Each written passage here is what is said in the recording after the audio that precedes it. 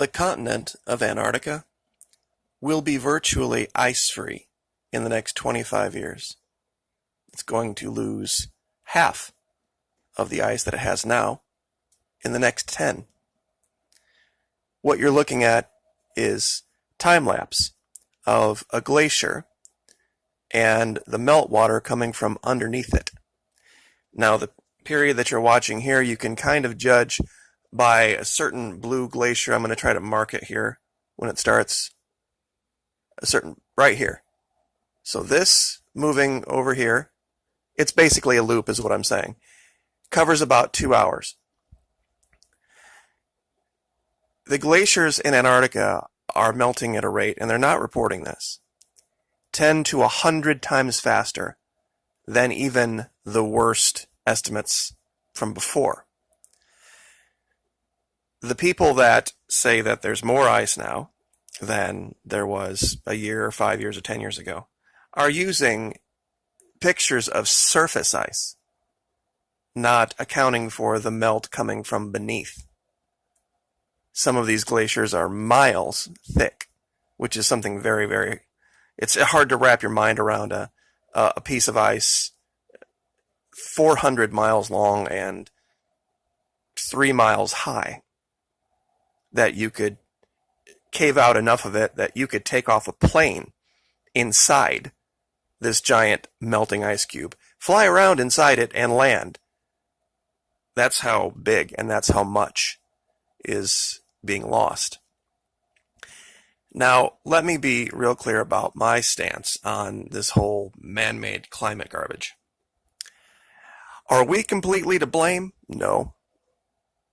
Are we mostly to blame? No.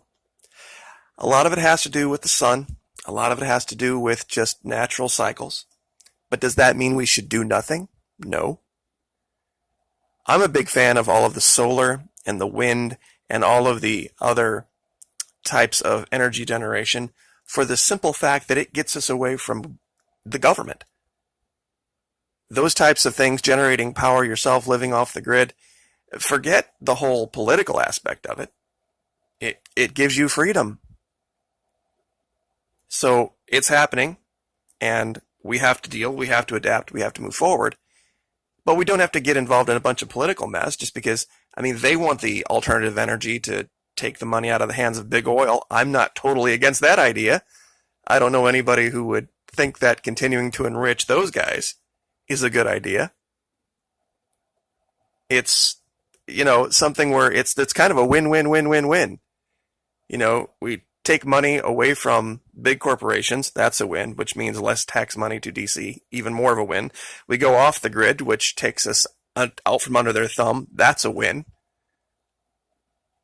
And we're self-sufficient. And everybody talks about the negative aspect of this happening. The things that are going to be discovered on that continent are going to change history. As they're going to change life as we know it. There's been very little written in history about this that is reality, but we're going to be able to see it with our own eyes. More than likely, in our lifetimes, assuming God allows us to live full, long, healthy lives. But this is kind of what's being brushed under the rug by the mainstream media. They love the story of the melting Antarctica, but they definitely want to put their spin on it. And the scientists are saying now that this is not going to have that kind of a spin, that this, isn't something that we're going to be able to totally blame on man. There's 8 billion of us now, and 30 years ago there was only 2. So if you were standing in a room somewhere and there were 2 of you, and the climate in that room was fine, all of a sudden 6 more people walk in, that room's going to heat up. And if you crack a window in the room to bring in some fresh air, well, guess what's going to happen? There's going to be areas that are colder, areas that are hotter. And to find that sweet spot's going to be a lot more difficult. Anybody in Florida this year, or at least North America and Europe, I can't remember anything being this hot. And I'm not going to show you the pictures of what happened to this English girl in Cuba, but she had on suntan protectant. She had on oil or not oil, but she had sunscreen on. And what the sun did to her back, I'm not going to show. It's just that horrible in a matter of hours. We used to go out and lay in the sun for hours at a time and not have this happen. I mean, people got sunburns, but not like what you would see when you see this. Just go ahead and Google the terms that are on the screen right now. English girl, horrific sunburn, and you can find the pictures. I'm not going to show them. But I did find some new stuff in Antarctica in an area that I haven't really looked at a whole lot. There's been some new imagery that's been uploaded to Google Earth Pro, and I have really suggested that people use this as much as they can, because there's stuff here that you just will not find in any other map. You will not find in any other system. And you can see things, and we've proven it over and over and over again by using aspect, by using shadow, by using history. But the first thing I want to show is this very weird. There are a series of triangles, and I just can't really understand what in nature would cause this.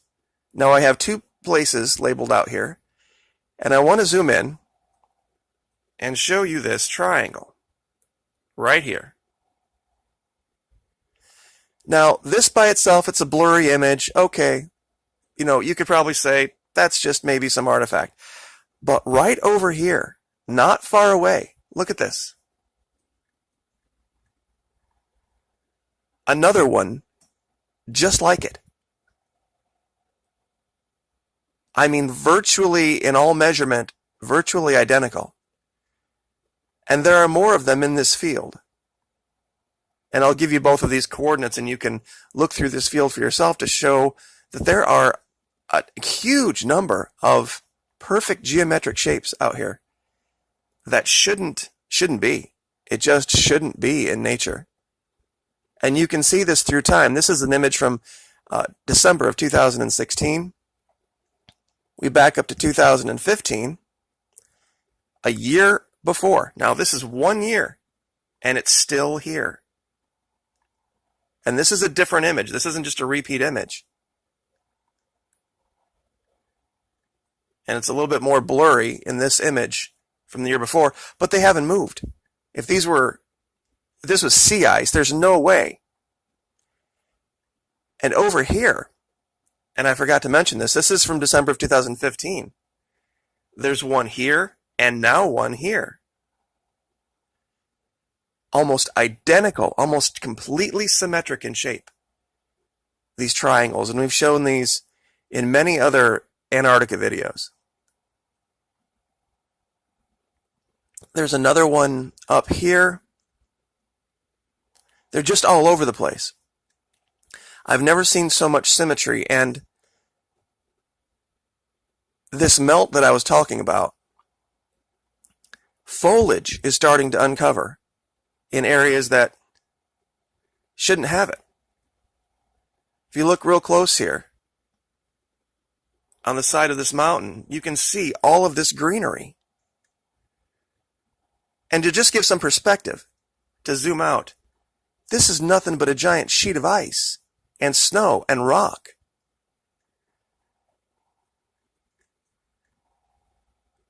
And when you zoom in, you can see it. It's clear. This is, I don't care whether it's algae, I don't care whether it's, moss or whatever it is. There's life springing out of Antarctica right now. It's fascinating to see. And I've been wanting to do this for a long time, to give ourselves a reference from which to go when we find things. This is a Russian outpost, very near to where I found some of these things. So that when we see hand of modern man, we know exactly what it looks like. We see the building set out in a certain way. We see evidence of what looks like, I think, diesel or some type of chemical used to melt things. We can see the walkways. We can see the pathways. We can see the power lines. It's very, very, the name of this station, I'm going to try to pronounce right. Molodjoznaya, I believe. And if I did that wrong, then that's the best I could do. It's a very long name. Molodyozyana.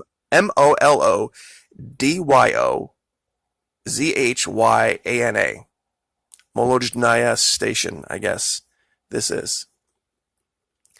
So we can use this as a reference. But also, way out here, in the middle of nowhere, and this is just a giant sheet of ice. What in the heck is this thing?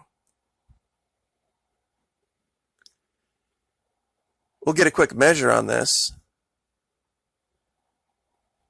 to see what we're looking at.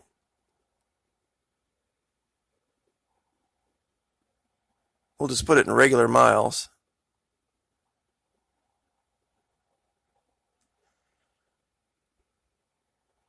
Looks 0.14 miles, so that would come out to about 230 meters long. So not just some little anomaly. Almost the size of a football field. So a lot of strange stuff.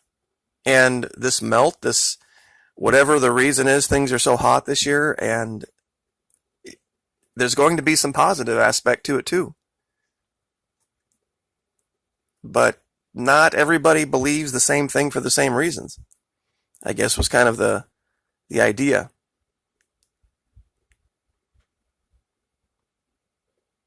But it's melting at a pretty alarming rate down there. And I hope that if we can get past the politics of it, that people can start to get science stood up to get down there to find this stuff. Because who knows the blessing that could be waiting. And I guess we'll just leave that there. Like, share, subscribe.